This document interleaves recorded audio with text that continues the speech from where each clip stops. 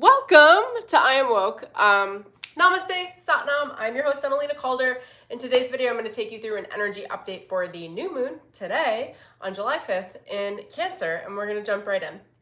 So, for those of you who don't know who I am, my name is Emelina Calder. I'm a psychic medium, a cosmic shaman, an AKASHIC Records reader, guide, and practitioner. I do all things personal and spiritual development. If that sounds like something that you are highly interested in, then make sure you subscribe wherever the button lives. Tap the bell for notifications so you don't miss any awesome energy updates. And like this video and comment below. I love reading and responding to your comments as always. Now, if you haven't heard yet, I have a free 8-part video training to learn how to dive into and read your own Akashic Records. You can get that in the link below. And then as we're moving through here, I do have my program Akashic Records Immersion, which is a very, very deep dive transformation program teaching you how to tap into, intuit, and understand your intuition, channel your higher self, and work within your own Akashic Records, learning how to read your own Akashic Records. I have a promotion running right now. I haven't decided an end date with Spirit yet, but we're working on it. So maybe the next day or two. But right now it's 70% off using the code ANCESTORS, and I will leave a link in the description below for that as well. It's at imemelina.com/akashic-records.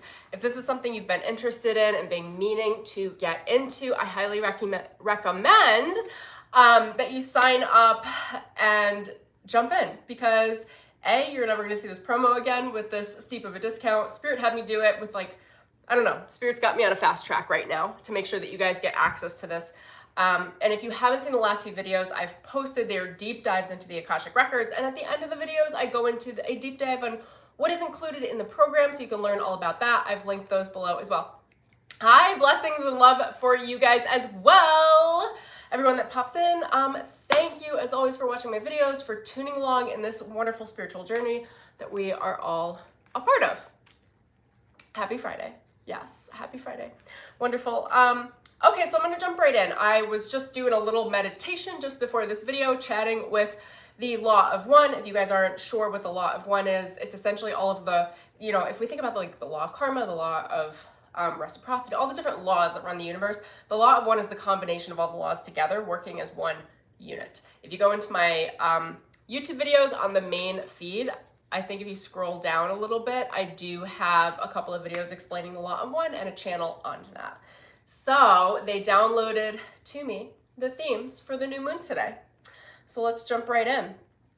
What they did tell me is that this new moon is the new moon of the gods. And I was like, oh, very interesting. Okay, tell me about that. And they said, if you were a god, right, if you were of high authority, how would you act and how would you allow people to treat you?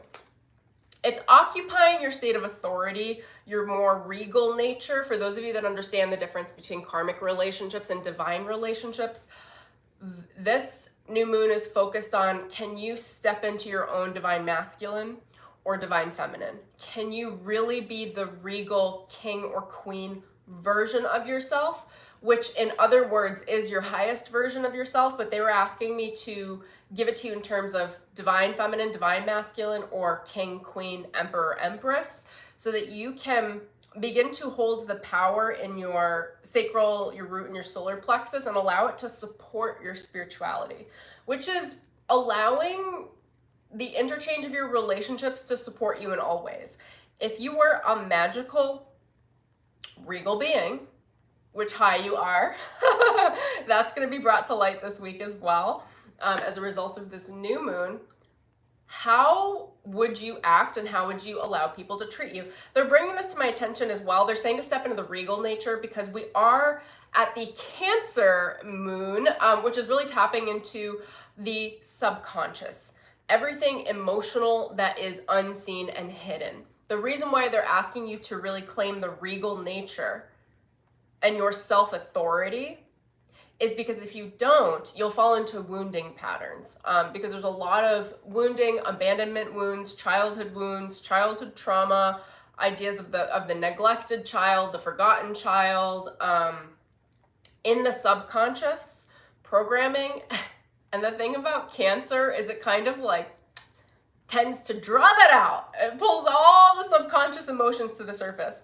What they're telling me though is it's just as, not just likely, but it's literally just as present, the higher nature of the subconscious of your emotions, the higher nature of claiming your self-worth, of understanding your self-value, and allowing people to treat you with the most amount of respect, because why not? Like, you have that available in your subconscious programming and superconscious as well. So effectively, they're telling me you get to choose which one do you want. They've already pre-selected for you and brought it forward to your conscious mind. So choose for at least this next week, and certainly the rest of Cancer season, to adopt the idea that you are a god, you are a goddess, you are regal. Not from, a lot of you might think of from the place of like authoritative, I don't know how to describe it, like a negative authority, like you will give me this because I'm a god, or it's not dominant, it's not forceful, it's not controlling, it's not manipulative. That's actually not how gods and goddesses work. That's in their shadowed archetypes. And we're not looking to embody the shadow, we're looking to embody the light. So the light is, I'm highly deserving of positive attention. I'm highly deserving of love and respect. I'm highly deserving of being accommodated. When my needs are met, everybody's needs are met. That's the attitude, because when you're a god or a goddess or an emperor or an empress or a king or a queen, those positions of leadership they're in leadership. They are leading kingdoms. They're leading lots and lots of different people. They're leading a family unit. Whatever they're leading. But the point is that from the place of benevolent sovereignty, when the leader's needs are met, they are automatically looking out for everyone else. So everyone else's needs are also met. So how can you allow yourself to be accommodated?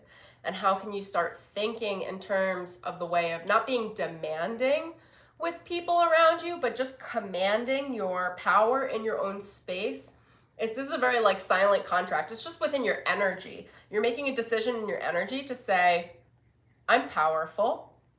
I'm so powerful that I don't need to exercise that power and show people that power. I just need to occupy it. I just need to own it. I just need to be with it. I need to vibe with it. And I need to allow people to respect that power in me when they come across me, in whatever way that comes through. Again, with benevolent leadership. It's coming from a place of benevolent leadership.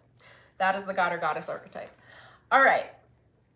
Now let's jump into number 1. Theme number 1 for this new moon is welcome high self-esteem. So they told me, I asked them to break it down, like, what does that mean? This is about telling people how to treat you, showing people how to treat you, showing people how not to treat you. If someone treats you a way that you don't prefer, let them know in a kind, respectful manner. I'm not going to jump into all the specifics of that because I think you guys will get it, but just the overall sweeping statement is let them know. Teach people how to treat you. If there is something in an interaction or a relationship that doesn't feel great and you'd like to adjust it, negotiate it. Literally say to someone, hey, I don't know that works for me. How about this? Or when you say that thing, it makes me feel like this. Actually, I'd like you to treat me this way, right? Like, I mean, I don't know that we need to verbally say, I need you to treat me this way, but, you know, in a subtle way, massage the language and find a way to say, this is how I'd like to be treated. I like when you contact me like this. I like when you say things like this. I like when you show up on time. Give people positive reinforcement for the things they're doing well so they can remember how you like to be treated. Number 2, within that category of things, is walk into any room like you own it.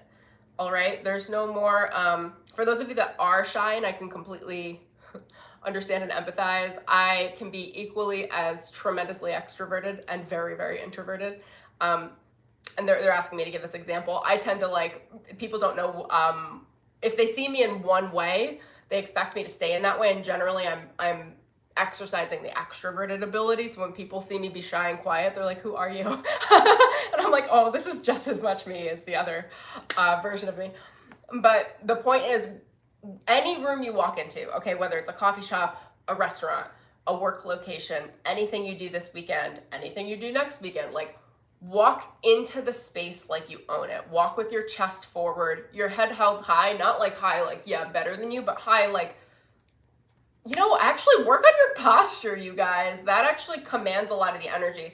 So tighten your core. And if you need help with that, do like 10 sit-ups. That'll do it.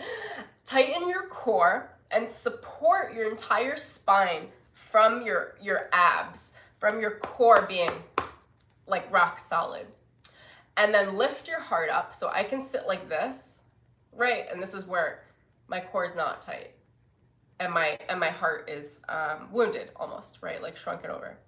And I can feel that affecting my energy, and I can feel it affecting my emotions. Like you guys are, I mean, I can act it out, but I'm feeling it. I'm like, oh, don't pay attention to me. I don't know. Do you mind? Can we? I don't know. Okay, so tighten your core.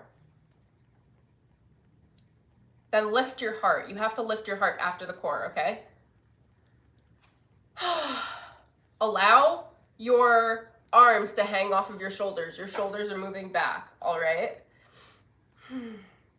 And then roll your neck out, push it back, and hold your head high. Okay. This looks kind of funky on camera, so I'm going to sit forward so you guys can see me in a normal way, but it's like walking into the room with your chest and your abs forward, lifting your head.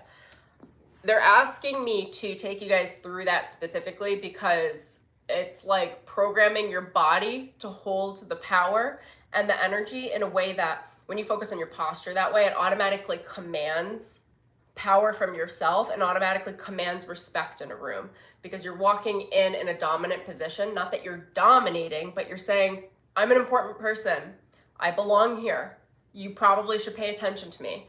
If I have anything to say, you're going to want to hear it. I am worthy of respect. I'm worthy of attention. I'm worthy of your love, care, and support. I'm worthy of your accommodation, and I'm probably going to take care of you. That's the attitude.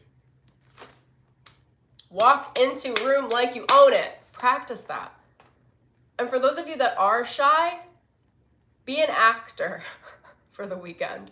Just place on the new, you can almost, not like a facade, but almost like a lens, a worldview. Like, okay, I'm normally shy. This is normally how I act. Try it on like a new set of clothing. What if I were just to try this dress on today? And I don't know if I'm gonna like it, but I'm gonna try it anyway. Okay, what if I were to try on this confidence today, this like more kingly, queenly nature, and I were to just prepare myself with my posture.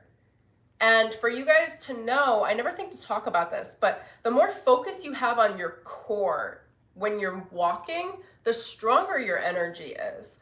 If you don't have a strong core, your energy kind of collapses. The body the body supports your energy. So sit-ups, any level of cardio, working out, squats, you can even just do 5 or 10, whatever you gotta do just to activate your core. And if you do that several times a day, the more you activate your core, the more strong your energetic projection will be from the state of your personal power and balance within your own authority, which commands a lot of respect. Anyway, if you are shy, create a character, okay? The character is, I'm a queen today. I'm a king today. A benevolent one. And correct your posture, walk into a room and put the character on. And if you're normally shy, I used to do this stuff, I did a ton of networking in my 20s and a lot of business networking. And I used to just like, I'd be like, okay, today I'm gonna try this. And I typically, especially growing up, I was a very shy person. And I would say that I would just put on these personas and I would walk into the room and be like, well, today I'm the best salesperson.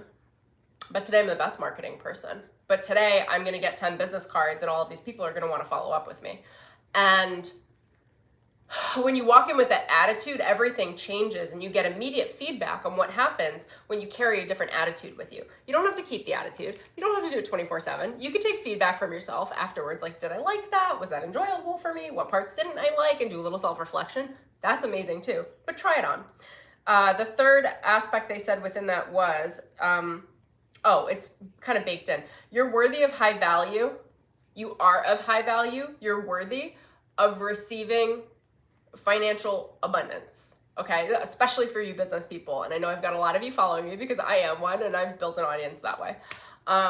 You're worthy of receiving money, of financial compensation for the service that you exchange. That service is carried in your posture. It's carried in your energy. It's carried in your power. People will know. You know, I can't even tell you how many times I've just like walked into random places and people have approached me and been like, do you work with celebrities? I'm like, yeah, like, how did you, what? Or they'll be like they literally peg things out in me that I'm like, oh, that's so interesting. But it's because of how I carry my energy into a room. Or they'll approach me and just be like, I get this one all the time, as you guys can imagine, when you're so energetic, my energy's so clear and strong. People approach me all the time. They're like, what do you do? Like, and I'll be like, I'm a spiritual coach. And they're like, yes, like, let's talk about that. So you're worthy of high value. You are of high value. You're worthy of attention, and you're worthy of opportunity. All right. Is there anything else you guys want to say on the self-esteem? Just carry yourself with high self-worth. High self-worth, high self-value. Even if you don't believe it, it doesn't matter. Just correct your posture, walk into a room and say, I am of high value. And keep saying it in your head. I am of high value. I am of high value. I am of high value. I am worthy of high value. And walk into the room and see how the room changes. We are incredible manifestors. When we change our energy in a micro adjustment in a moment, when you walk into a room, the reason why they're saying walk into a room is because you get immediate feedback based on a lot of other mirrors and a lot of other energies that will show you what happens when you occupy that state of awareness and you carry it with you physically. Okay, theme number 2 is pick and choose what you do.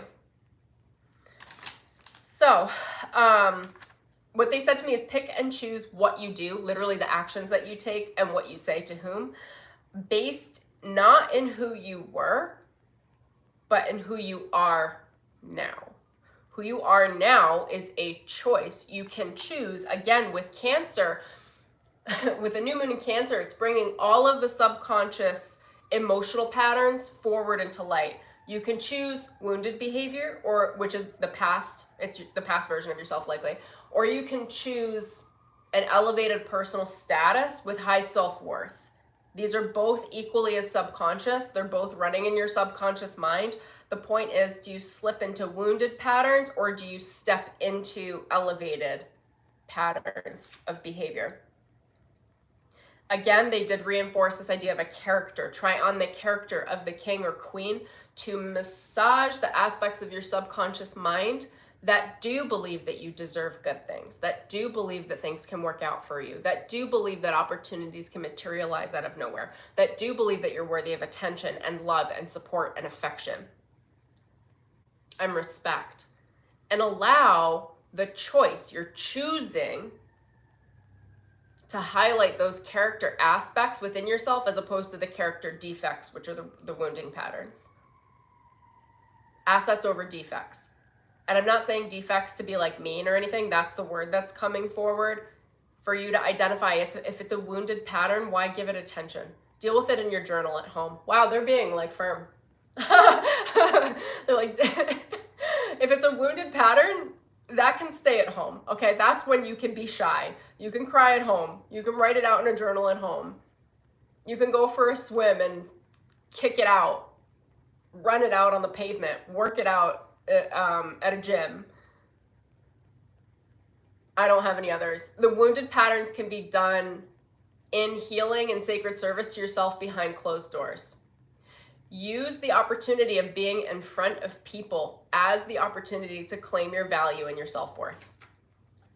Use it to claim your assets rather than the defects. The defects of character are going to be worked out anyway. You will do your journaling. You will work it out. Okay? The point is, when you're around people and you're allowing them to mirror you, that's a lot of feedback, a lot of attention, and a lot of support that will help you reinforce those aspects of yourself, anchor them, receive evidence that they're great qualities, because you'll literally be receiving new interactions. Like, people will treat you completely differently, which gives you evidence in your mind of, oh, I am of high value. Right. Instead of reinforcing the wounded patterns. Again, it's releasing the wounded patterns. Do it through your journal. When you step into a room, claim your authority. Claim your right to be there. Like, there's no reason why you're not the best person in the room. Who says you're not the most important person in the room? Walk in like you own it. I can feel, they're like channeling so much power through me. I'm like, oh yeah, I'm totally gonna walk into everything like I own it now. That's a great energy, thank you. The reason why they're reinforcing this again is because, again, I'm a Cancer rising. I'm very familiar with the Cancer watery emotional territory. I can't get through my day without an emotion jumping out at me. So it's like all of the emotions are going to be stepping forward from the subconscious. Cancer season can be a little tumultuous in that way sometimes. And it's really just acknowledging if all of it's going to step forward, deal with what you need to deal with at home. The stuff that if you want to channel that shy aspect of yourself, that's more on the wounding side, do it at home. And then when you step out into public, allow yourself, and this isn't acting, you guys. It's like, it's allowing yourself to choose the higher expressions and to handle the lower expressions and to make room for both so that you can move through your emotional body and your emotional space more easily than feeling like, they're telling me the alternate way of handling this, what happens with Cancer season, is that you're going surfing, but you don't know how to surf. And there were a lot of emotional waves and they all hit you in the face. And now you're inhaling all this salt water and you feel like you can't swim and you're running out of energy and you're aggravated and upset. Like that's the alternate way of working through subconscious emotional behavior that's going to be pulled forward and pulled into your conscious mind. So choose, pick and choose what you do. The other thing that they asked me to expand on this is that every action you take, every choice you make, every conversation you have, everything that you say, every choice you make through the day is either expanding your energy or it's contracting your energy. So before you make a choice, say to yourself, does this feel like it's expanding my heart? Does this feel like it's expanding my energy? Does it feel expansive? Or does it feel hurtful? Does it feel wounded? Does it feel contracting? Does it feel shy? Does it make me want to curl up in a little ball? Right. If you think about your choices as, is this an expansive choice? Another way of saying that is this a fuck yes? Or is this a contractive choice? Is this a no? Or is this a maybe, which is a no? Until you say yes. Until you feel a yes come out of a maybe. Trust your heart. That is the emotional space. You're tuning into your heart. Trust the joy. Expansion typically comes with joy, excitement, power, a surge of energy. It can come as a turn on.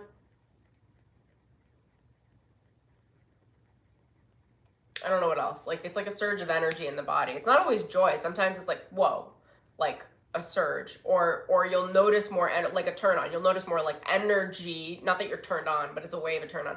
You'll notice more energy in your sacral chakra. That's an indication that it is an expansive choice. Can you guys show me the energy of a contraction? And contractions aren't bad. It's just be mindful. You want to move into expansion right now, because otherwise you're going to get sucked into the whirlpool of Cancer subconscious emotional processing, and it's never ending. I won't get into more there, but okay, so what's a contraction look like, you guys? Sucking the energy dry, sucking the energy out of a room. All of a sudden things go cold. All of a sudden you have no energy. All of a sudden you can't think of what to say. You don't know what to do. You feel like literally you have been zapped of energy. Like I call these like PTSD moments, but it's where you just go into a total procrastination, hesitation, paralysis. That's what I'd say. You go into paralysis. That's an indication of a big contraction. Just say no. Negotiate, reestablish boundaries, and set a new trajectory on something that feels more expansive. Anything that makes you feel that paralysis, it might not be the other person or the other situation. It might just be how you're interpreting it, but it doesn't matter. If you feel the paralysis, ask it to stop, and then choose something that brings you back into your power and back into your own energy. Okay, theme number 3 is allow the old to be met with speed. I might need them to unpack that a little bit more. But they told me to pray for speed and accuracy. Allow the old to be met with speed. Oh, right. Okay, so they were telling me there's a really rapid divine rearranging for each of you guys. Divine intervention, which means what they were telling me is there's going to be, you're in a lot of karmic cycles that are coming forward to your conscious mind right now. Not because you're bad at manifesting. There's going to be maybe some conflicts or disagreements. Only take this if it resonates, obviously. If not, leave it. Take what you love, leave the rest. Whether it's a conflict within yourself, whether it's just like a weird energy that you're trying to work through, whether it's a disagreement with someone else, whether it's circumstances that look like they're not lining up properly. It's got that air of competition, that air of disagreement, okay? They're telling me just pray for speed and accuracy to be able to move through it with ease, because there's a point to this. It's a divine rearranging. It's a divine reorchestration. When you're stepping into this new elevated standard or version of yourself and clearing, there's a clearing of karma. There's a clearing of baggage. That clearing doesn't mean you just do it energetically and it goes away. That clearing karmically has to step into your environment and confront you physically in some way, one way or another. In order for you to directly confront the karma, which is like the results of your past choices, and it's resolved immediately when you're looking at it and you decide, oh, I don't want that anymore. I'm going to choose something new now. When you choose something new, the karma dissolves. The karma can't dissolve without the universe bringing it to you in front of you so that you can make a new choice. Now, the reason why they said allow the old to be met with speed is because there's going to be a lot of old themes circling into your life now, coming back. They're going to make you think for a moment, but you won't because you're watching this video. Did I screw something up? I thought I already got past this. I thought I worked through that. Why is this coming back around? Like, what is going on? Like, I thought I already handled this. And it's like, there are residual karmic agreements, or what's an easy way of saying that? Loose ends, okay? Unfinished business, loose ends in some of these situations that need to step forward so that you can just tie them up. Make some quick choices. The point is they are quick choices. Don't sit with them. Don't hang out with them. Don't procrastinate. Just like when it's in front of your face, sit and say, what's the expansive or the contractive choice? If I was a king or queen in the situation, how would I handle it? Then handle it. And then the karma is done. It gets tied up in a little bow, sent off, and you're not going to have to deal with it again.